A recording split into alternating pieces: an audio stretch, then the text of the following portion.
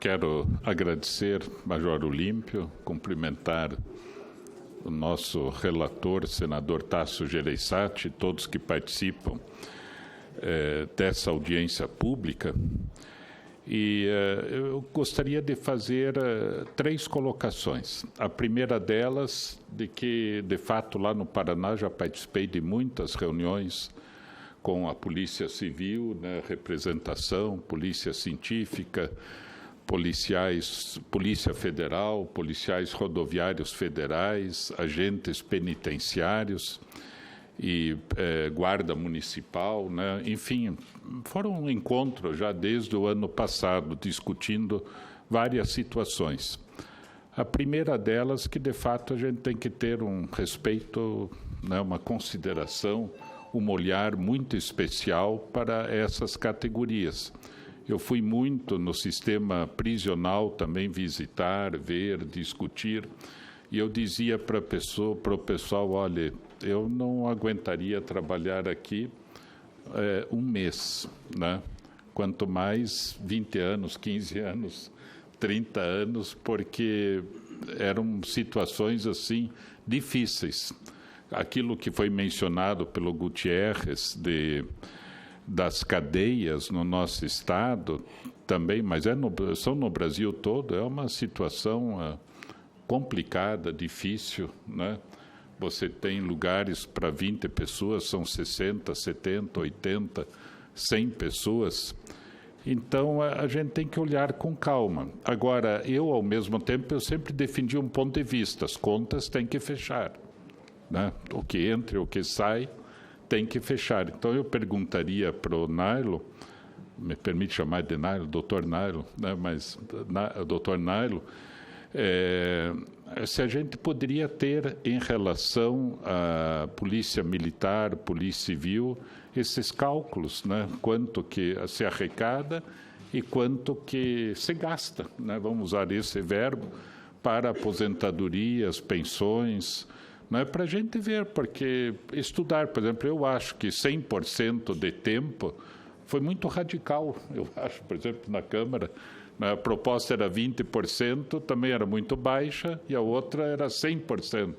Então, poderia, eventualmente, haver um tempo intermediário nisso tudo, né? Mas, enfim, a minha preocupação, eu sempre digo, temos que ter um sistema que se sustente, né? A segunda coisa que eu gostaria de dizer, naquilo que o Dr. Nailo novamente colocou, aparece muito na proposta aprovada pela Câmara a expressão poderão ser, né? Poderão ser. Eu estranho muito essas expressões na Constituição Federal, porque nós aqui no Senado, inclusive, já está proibido o uso de aprovação de projetos autorizativos. E a própria Constituição Federal estaria autorizando o Estado. Se está autorizando, poderão ser, me parece que, né, quer dizer, o Estado pode fazer ou não, né? Então, se pode fazer ou não, não sei, né? Eu acho que... E coloca-se muita expressão em muitos artigos ente federativa. Eu tenho a impressão que era uma redação original onde se previa a participação de estados e municípios na PEC da Previdência, né? E isso não aconteceu, por isso que está sendo debatido aqui no Senado a questão se vai ser PEC paralelo ou não, né? E a redação, me parece, em vários artigos, não sei, me deu a impressão assim de que existe alguma confusão. Bom, os cálculos, né, da área da segurança, também o PEC federativo. E a terceira pergunta, se me permite fazer também, como foi colocado, não era do assunto, mas foi colocado os professores e outras situações, eu teria outras perguntas, mas é em relação ao BPC, o salário mínimo da pessoa com deficiência. Eu fico pensando, nós estamos falando da reforma da Previdência. Previdência é salário, aposentadoria, pensão, e tudo isso. E BPC não é nada disso, né? O salário BPC, benefício da prestação continuada, para a pessoa com deficiência, né? Isso é para a pessoa com deficiência, um apoio, está na lei orgânica da assistência social e não da previdência, né? E lá se coloca na Constituição, doutor Nailo, o critério de miserabilidade, que é 1/4 do salário mínimo. Só quem tem menos de 1/4 do salário mínimo per capita tem direito ao BPC. Ou seja, para o idoso é meio salário mínimo, para os outros são meio, só para a pessoa com deficiência que é meio salário mínimo, né? E, ao mesmo tempo, se coloca isso para todo mundo. E nós estamos, assim, há muito tempo debatendo, tem famílias que têm um filho de 20 anos com deficiência que usa fraldas, usa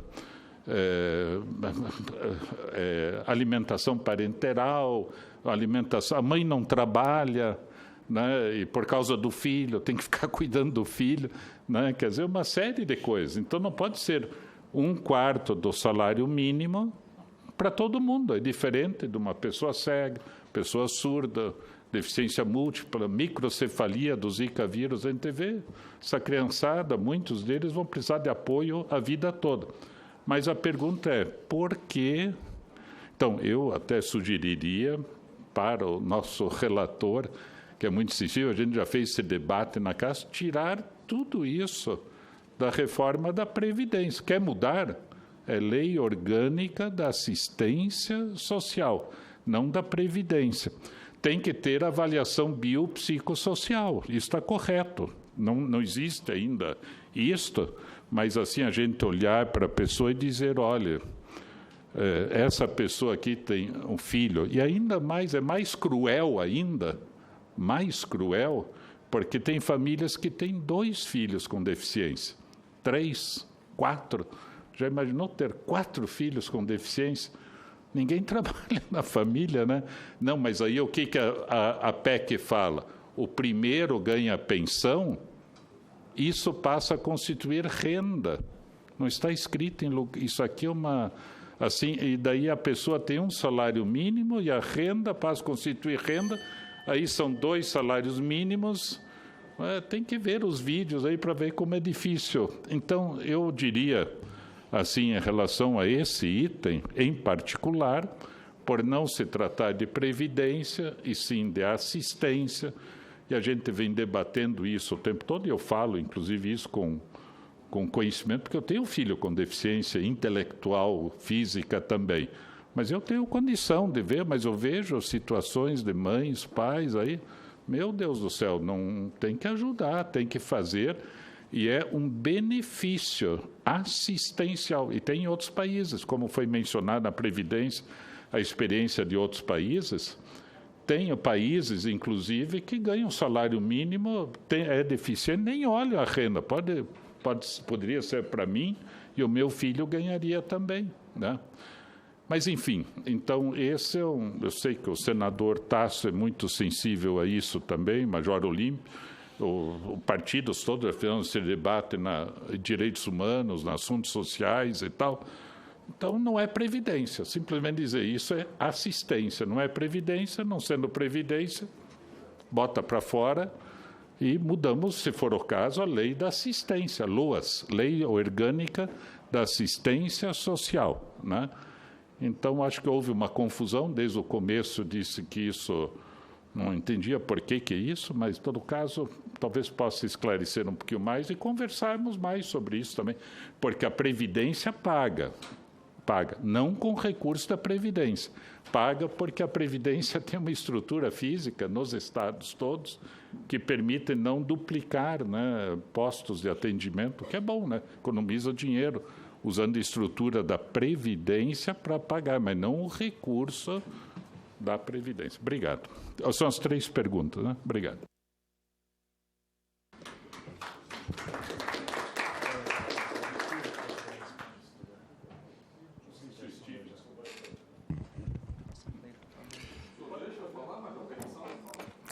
Mas, claro, sou capitão. Com muita satisfação, estava só com a pergunta foi dirigida por Narlon Gutierrez, era justamente isso, para passar a palavra para Vossa Excelência, para posteriormente, no caso específico do Narlon, promover a resposta ou alguma consideração de algum dos palestrantes aí. Com a palavra, senador Stevenson. Não, você ia falar? Senador Arnes, por gentileza. Não. Eu penso que, de fato, o BPC deva ser muito aprofundado a favor das famílias, das pessoas com deficiência, que atualmente as famílias são sacrificadas, né? E, quer dizer, constar na Constituição, por exemplo, que o primeiro filho, a família tem 3 filhos excepcionais. Primeiro ganha e isso passa a constituir renda. Mas, de qualquer forma, eu até não discutiria isso.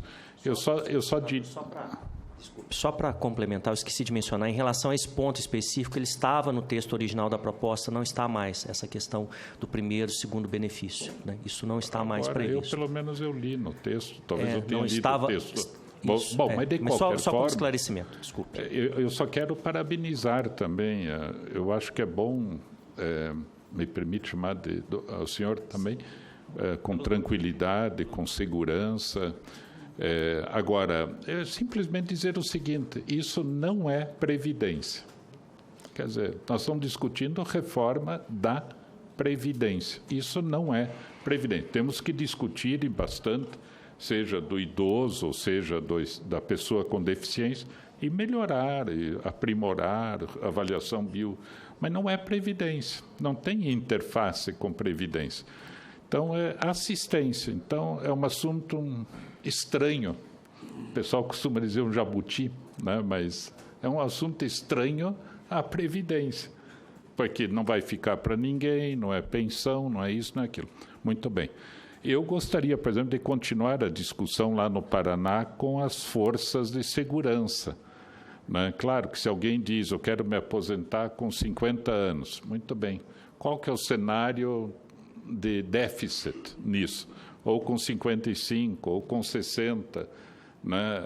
Quer dizer, por isso que os números são importantes nesse sentido. Para dizer, olha, está em 3 bilhões já aqui a dificuldade. Você tem alguma ideia para suprir esses 3 bilhões? Às vezes o pessoal tem, né? Não, está aqui 3 bilhões, se eu pagar mais INSS, mais isso, mais aquilo, né? O que eu posso fazer? Então, era nesse sentido. Mas eu agradeço. E a única observação, com todo respeito, em relação ao BPC, e o Poderão, também, o Poderão e o ente federativo, me dá a impressão só que a ideia original era estados e municípios estarem lá, né? E nessa mudança o texto ficou, na minha opinião, salvo o melhor juízo, que nem os advogados falam, né? Ficou meio truncado lá, dizendo assim, não, você pode fazer a Constituição, você pode fazer. Eu entendi que o ente federativo pode fazer. E deu a impressão que o senhor falou da Lei Complementar Federal, né? Mas eu estou dizendo, eu acho que lá estava apontando para o Estado, vocês podem fazer, né? Tá bem. Mas agradeço e quero dizer, vamos continuar conversando, né? Certo? Antes de passar para